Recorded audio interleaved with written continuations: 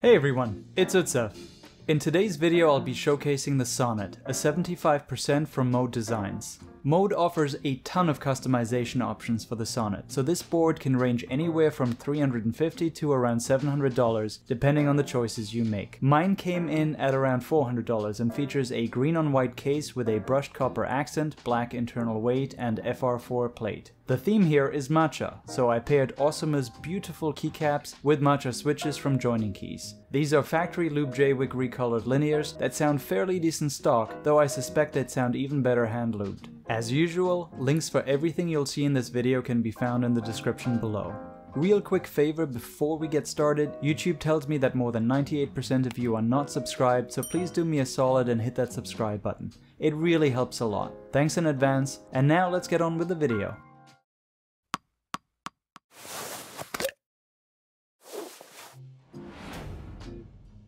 The Mode experience starts with the packaging.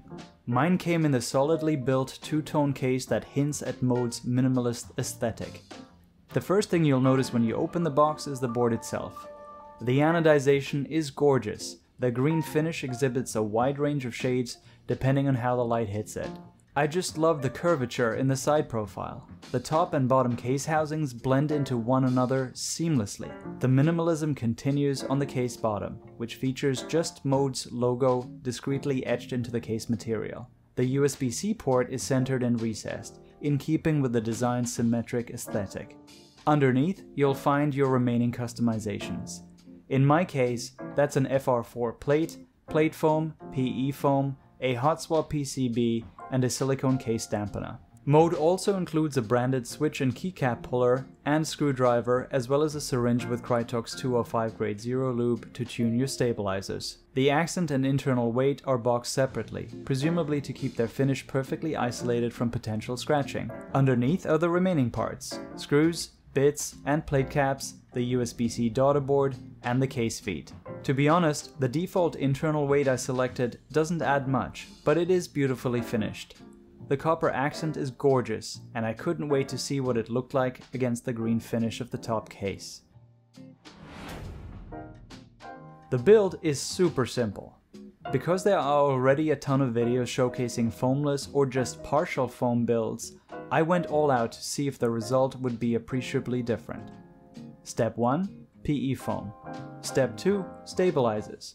For my build, I used Staebies V2. Step 3. Plate foam. Step 4. FR4 plate. Step 5. Switches. Step 6. Case feet. Step 7. Daughter board installation and case cutout alignment check. Step 8. Internal weight. Step 9. Copper accent. OMG, that thing looks beautiful against the green. Step 10. Plate caps. Step 11. Top mount. Step 12. Daughter board to PCB connection. Step 13. Final case assembly. And step 14. Keycaps installation, which I forgot to record. And that's the build. On to the sound and typing tests.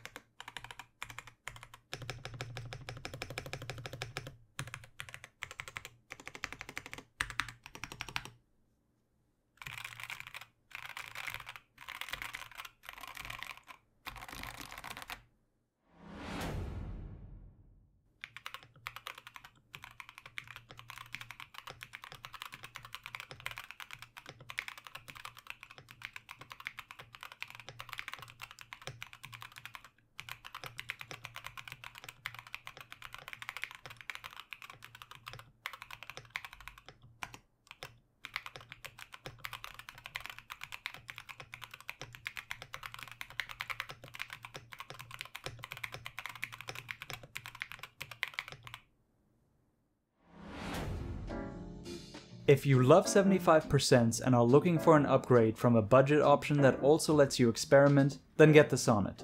It supports two mounting styles.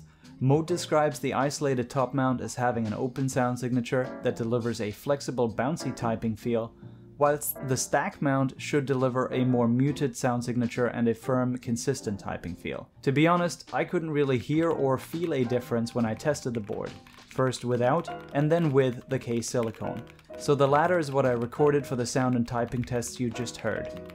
I suspect that my use of the optional PE and plate foam played a role here. With those, you don't also need the additional dampening that the case silicone provides, at least to my ears. The 1.6mm Hotswap PCB's layout support is limited to ANSI, with the option of step caps lock and a 7U spacebar. The solder roll PCB adds support for split left shift, split backspace, and ISO. Configuration is done via QMK or VIA. Dead easy. Overall, I love how the look of this build turned out. I am not entirely thrilled with the switches though, and I will likely swap them out for some long poles in the future.